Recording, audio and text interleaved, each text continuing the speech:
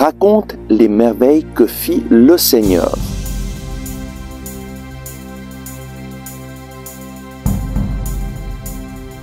Le Christ est ressuscité. Chers amis, bonjour. Nous prions aujourd'hui avec le psaume 78 au verset 3 et 4. Nous l'avons entendu et connu. Nos pères nous l'ont raconté. Nous ne le tairons pas à leurs enfants. Nous le raconterons à la génération qui vient. Les titres du Seigneur et sa puissance, ses merveilles telles qu'il les fit. Le peuple d'Israël transmettait de père en fils les merveilles que le Seigneur avait faites.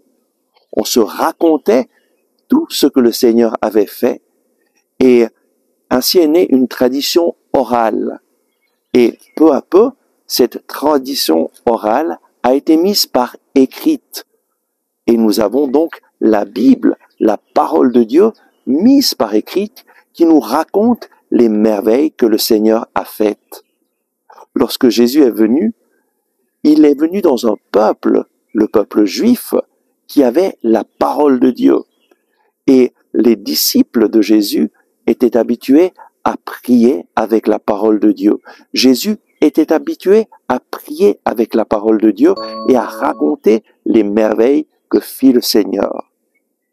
Prends donc la Bible en main et lis ce que le Seigneur a fait.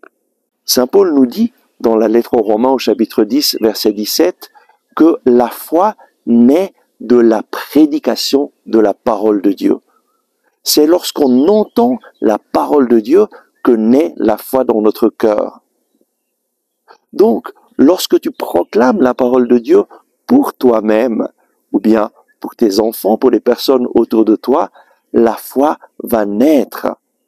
Tu peux collaborer avec le Seigneur afin que ta foi grandisse, afin que la foi d'autres personnes grandisse, tout simplement en racontant les merveilles que fit le Seigneur, en lisant la parole de Dieu. Décide aujourd'hui d'augmenter ta foi, de faire grandir ta foi à travers la lecture de la parole de Dieu. Raconte les merveilles que fit le Seigneur.